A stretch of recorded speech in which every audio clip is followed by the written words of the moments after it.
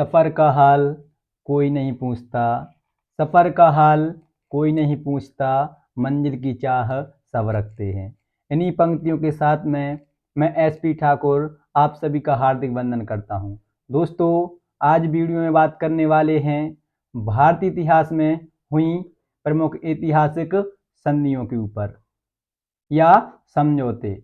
ये संधियाँ जिन्होंने भारतीय इतिहास में एक अलग ही रूपरेखा निभाई, जिन्होंने दो वंशों के बीच में वर्षों से चली आ रही दुश्मनी को एक मित्रतापूर्ण संबंध में बदल दिया, तो कहीं वैवाहिक संबंध स्थापित करवा दिए।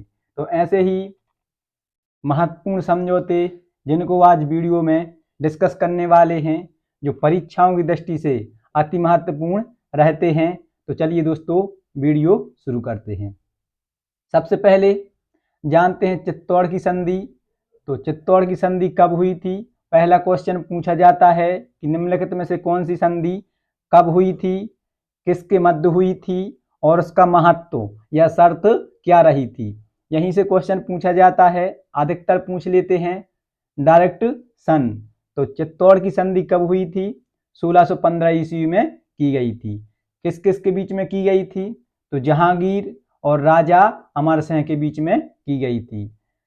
इसका महत्व क्या है? तो महत्व है कि जो वर्षों पुरानी मुगल मेवाड़ प्रतिद्वंदता थी उसका अंत हो गया था, क्योंकि अकबर के समय में जो महाराणा प्रताप थे उन्होंने कभी भी अकबर की अधीनता स्वीकार नहीं की थी, और जो उनके संबंधित पारिवारिक व्यक्ति थे कौन?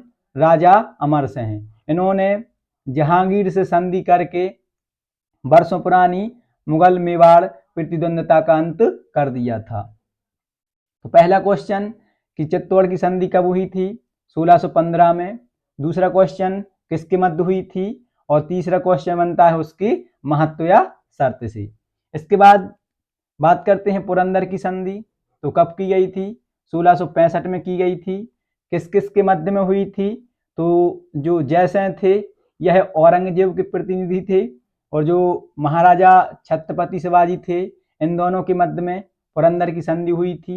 और इसका महत्व या शर्त क्या थी? तो इस संधि के अनुसार महाराजा छत्रपति शिवाजी जी को जो अपनी 23 किले थे वह मुगल सम्राट औरंगजेब को सौंपने पड़े थे। तो क्वेश्चन बनेगा कि महाराजा छत्रपति शिवाजी को अपने 23 किले मुगलों को किस संधि के अनुसार सौंपने पड़े? तो पुरंदर की संधि के अनुसार सौंपने पड़े। दूसरा क्वेश्चन कि पुरंदर की संधि किस किस के मध्य में हुई थी? तो जयसिंह और महाराजा छत्रपति शिवाजी के मध्य में हुई थी। तीसरा, जो पुरंदर की संधि है वह किस सन में की गई थी? तो 1665 सन में की गई थी। इसके बाद नेक्स्ट बात करते हैं इलाहाबाद की संधि, जो कि 1765 में की गई थी। किस किस के मध्य में की गई थी? तो मुगल सम्राट शाह आलम द्वितीय तथा किलाइबी के मध्य में इलाहाबाद की संधि हुई थी। जो इसकी सबसे महत्वपूर्ण शर्त है वह क्या है कि 26 लाख रुपए वार्षिक के बदले अंग्रेजों को बंगाल, बिहार तथा उड़ीसा की दीवानी प्राप्त हुई थी। 26 लाख रुपए पर साल के किसको देना तय हुआ था? अंग्रेजों द्वारा मुगल सम्राट शाह आलम द्वितीय को देना तय हुआ था। इसके बाद बात करते हैं वारणा की संधि की, जो कि 1731 ईस्वी में हुई थी। किस किस के मध्य में हुई थी? तो संभाजी द्वितीय तथा साहू जी के मध्य में हुई थी। और इसकी सबसे महत्वपूर्ण शर्त क्या रही थी कि इस संधि के अनुसार संभाजी ने कोल्हापुर से तथा साहू जी ने सतारा से शासन करना स्वीकार कर लिया था। यानी कि संभाजी ने अपनी राज्य सीमा कोल्हापुर को और साहू जी ने सतारा को अपना शासन का आधार मान लिया था। वारणा की संधि के बाद बात करते हैं संगोला की संधि, जो कि 1750 ईस्वी में की गई थी। किस किस के मध्य में हुई थी? तो पेशवा बालाजी बाजीराव तथा राजा राम द्वितीय के मध्य में हुई थी। इसके अनुसार जो मराठा संगठन का वास्तविक नेता था वह कौन बन गया था? पेशवा बन गया था। तो किस संधि के अनुसार जो मराठा साम्राज्य का वास्तविक प्रधान था या नेता था वह पेशवा बन गया था? तो संगोला की संधि के अनुसार। जो छत्रपति अभी तक जो महाराजा छत्रपति शिवाजी के दौरान उन्होंने इस पद का सृजन किया था, अब यह एक नाम मात्र का प्रधान बनकर रह गया था तथा यह सतारा के किले में बंदी की तरह अपना जीवन व्यतीत करने लगा था। किस संधि के अनुसार? संगोला की संधि के अनुसार। कब की गई थी? तो 1750 में की गई थी। इसके बाद मुंशी शिवगांव की संधि जो कि 1728 ईस्वी में की गई थी। किस किस के मध्य में की गई थी? तो बाजीराव प्रथम तथा निजामुल मुल्क के मध्य में की गई थी। इस संधि की सबसे महत्वपूर्ण शर्त क्या रही थी? किसके अनुसार?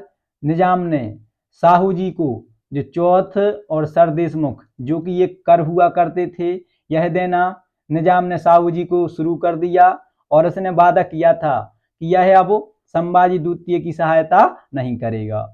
इसके बाद एक बार और सूरत की संधि होती है। कब? 1765 में। पहली बार 1665 वो पुरंदर की संधि थी, याद रखोगे। पुरंदर की संधि दो बार हुई है, एक 1665 में जयसिंह और शिवाजी के मध्य में और दूसरी बार वॉरेन हेस्टिंग्स और मराठों के बीच में।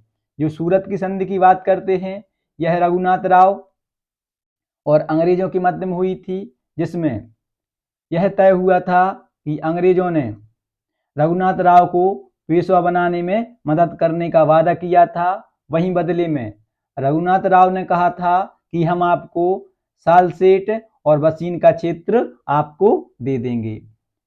सूरत की संधि के बारे में बात करते हैं। पुरंदर की संधि ये दूसरी है जो कि 1776 में वॉरेन हेस्टिंग्स और मराठों के बीच में हुई थी। इसमें सिर्फ आपको यही याद रखना है सन और किसके बीच में हुई थी। इसके बाद बड़गांव की संधि 1779 में अंग्रेजों और मराठों के बीच में हुई थी। सबसे महत्वपूर्ण है इसमें सालबाई की संधि जो कि 1782 ईस्वी में हुई थी। किस किस के मध्य में हुई थी? तो वॉरेन हेस्टिंग्स और महादजी सिंधिया के मध्य में हुई थी। इसी संधि के द्वारा जो प्रथम आंग्ल मराठा युद्ध था वह समाप्त हुआ था। तो किस युद्ध के द्वारा प्रथम आंग्ल मराठा युद्ध समाप्त हुआ था? तो सालबाई की संधि के द्वारा हुआ था। मैंने आपको बताया है कि संधियां या समझौते इतिहास में इतने महत्वपूर्ण हैं कि इन्होंने दो वंशों के बीच में जो दुश्मनीपूर्ण संबंध थे उनको मैत्रतापूर्ण संबंधों में परिवर्तित कर दिया, तो कहीं वैवाहिक संबंध स्थापित कर दिए, तो कहीं पर जो बहुत ही भयानक युद्ध चल रहे थे उनको समाप्त करने में महत्वपूर्ण भूमिका निभाई। यही परीक्षा में पूछे जाते हैं, इसलिए मैं आपको ये सेक्शन अलग से निकाल के ले आया हूँ। जो भारतीय इतिहास में महत्वपूर्ण युद्ध हुए हैं उसका वीडियो मैं आपको ऑलरेडी दे चुका हूँ और ऐसे ही आगे नेक्स्ट में लेकर आता रहूँगा आपको वन लाइनर फैक्ट के रूप में। इसके बाद बात करते हैं वसीन की संधि जो कि 31 दिसंबर 1802 को की गई थी। किस किस के मध्य में हुई थी? तो बाजीराव द्वितीय और अंग्रेजों के मध्य में हुई थी और इसी के संधि के द्वारा जो पेशवाओं की विदेश नीति थी उस पर किसका कब्जा हो गया था? अंग्रेजों का कब्जा हो गया था। आप अंग्रेजों की बिना अनुमति के किसी के लिए सैनिक सहायता नहीं दे सकते थे, जो कि ये क्या थी? सहायक संधि थी। बेसन की संधि क्या थी? एक सहायक संधि थी। और ये सहायक संधि लेकर कौन आया था? Lord Wellesley. सहायक संधि का जनक लॉर्ड वेलेजली को कहा जाता है। जब मैं आपको भारतीय इतिहास में वीडियो लेकर आऊंगा गवर्नर जनरल का, तो वहां पर इस पर चर्चा करेंगे। इसके बाद बात करते हैं देवगांव की संधि जो कि 1803 में अंग्रेजों ने भोसलों के साथ में की थी। इसके बाद सूजी अर्जन गांव की संधि जो कि 1803 में अंग्रेजों ने सिंधिया के साथ में की थी। वहीं पर राजपुर घाट की संधि 1805 में की गई थी। किस किस के मध्य में की गई थी? तो अंग्रेज और होलकरों के मध्य में की गई थी।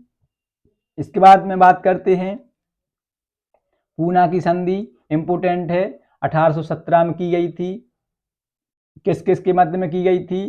तो लॉर्ड हेस्टिंग्स और बाजीराव द्वितीय के मध्य में की गई थी। इसी संधि के द्वारा जो मराठा संघ था उसको समाप्त कर दिया गया था और जो पेशवा था उसको पेंशन देकर कहाँ पर, बिठूर यानी कि कानपुर भेज दिया गया था। और अंतिम पेशवा कौन थे, बाजीराव द्वितीय थे, जिनको बिठूर कानपुर में बैठाया दिया गया था। किसके द्वारा, वो लॉर्ड हेस्टिंग्स के द्वारा। किस संधि के अनुसार, पूना की संधि के अनुसार। इसके बाद में बात करते हैं ग्वालियर की संधि, जो कि 1817 में अंग्रेजों ने सिंधियाओं के साथ में की थी।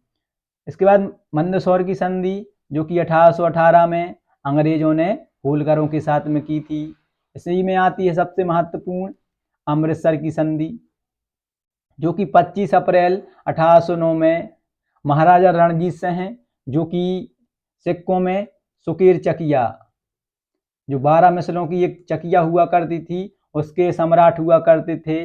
और उस टाइम की जो इनकी सेना थी वह सबसे शक्तिशाली सेना मानी जाती थी। तो जो रणजीत सिंह थे, इन्होंने जो चार्ल्स मेटकॉफ था, इन दोनों के मध्य में यह संधि हुई थी, जिसके अनुसार इन्होंने एक दूसरे से वादा किया था कि यह दोनों ही सतलज नदी के ना तो ये इस पार आएंगे और ना अंग्रेज उस पार जाएंगे। तो इन्होंने सतलज नदी को अपनी क्या सीमा रेखा मान लिया था।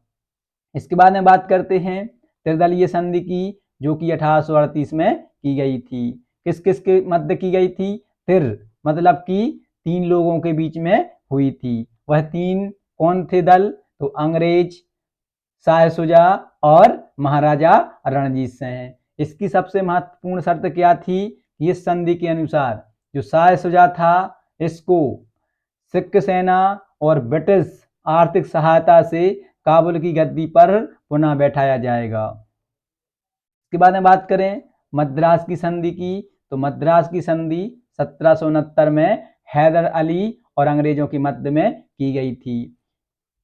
वो संधियां हमेशा से इम्पोर्टेंट रहेंगी जिन्होंने युद्ध को समाप्त करवाया है, क्योंकि ये परीक्षा की दृष्टि से अति महत्वपूर्ण रहती हैं। तो मद्रास की संधि के द्वारा कौन सा युद्ध समाप्त हुआ था, प्रथम आंग्ल मैसूर युद्ध समाप्त हुआ था। इसके बाद में बात करें मैंगलोर की संधि, जो कि 1784 में टीपू सुल्तान, जो कि हैदर अली का पुत्र, और अंग्रेजों के मध्य में हुई थी। इसी संधि के द्वारा द्वितीय आंग्ल मैसूर युद्ध समाप्त हुआ था।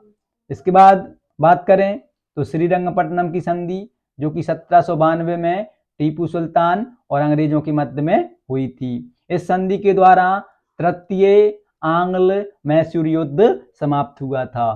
तो किस संधि के द्वारा तृतीय आंग्ल मैसूर युद्ध समाप्त हुआ था, श्रीरंगपट्टनम की संधि के अनुसार। इसमें एक और महत्वपूर्ण आती है अलीनगर की संधि, जो कि 9 फरवरी 1757 को बंगाल के नवाब सिराजुद्दौला और बंगाल का जो गवर्नर था कौन, रॉबर्ट क्लाइव, यह बंगाल का पहला गवर्नर था। इन दोनों के मध्य में अलीनगर की संधि हुई थी। और इस संधि के अनुसार क्या शर्त रखी गई थी कि जो नवाब था वह कंपनी को मुआवजा देने तथा कंपनी को अपने स्थलों पर दुर्गीकृत करने तथा सिक्के ढालने की अनुमति प्रदान की थी।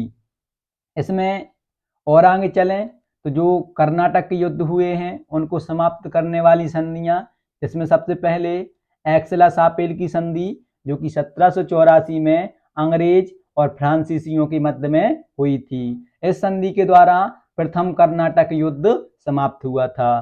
तो किस संधि के द्वारा प्रथम कर्नाटक युद्ध समाप्त हुआ था, तो एक्सला सापेल की संधि के द्वारा। इसके बाद में बात करें तो पौंडुचेरी की संधि, जो कि 1755 में अंग्रेज और फ्रांसीसियों के मध्य में हुई थी, जिसके द्वारा द्वितीय कर्नाटक युद्ध समाप्त हुआ था। बात करें आगे तो पेरिस की संधि, जो कि 1763 में अंग्रेज और फ्रांसीसियों के मध्य में हुई थी, और इस संधि के द्वारा तृतीय कर्नाटक युद्ध समाप्त हुआ था। तो दोस्तों ये था आपका भारतीय इतिहास की सबसे महत्वपूर्ण संधियां या समझौतों पर बहुत ही महत्वपूर्ण वीडियो। आई होप, मैं आशा करता हूं कि आप सभी के लिए जानकारी अच्छी लगी होगी। अगर आप सभी के लिए जानकारी अच्छी लगी हो तो वीडियो को लाइक, चैनल को सब्सक्राइब कीजिएगा, वीडियो को ज़्यादा से ज़्यादा शेयर कीजिएगा। मिलते हैं आप सभी को नेक्स्ट वीडियो में, तब तक आप सभी के लिए जय हिंद।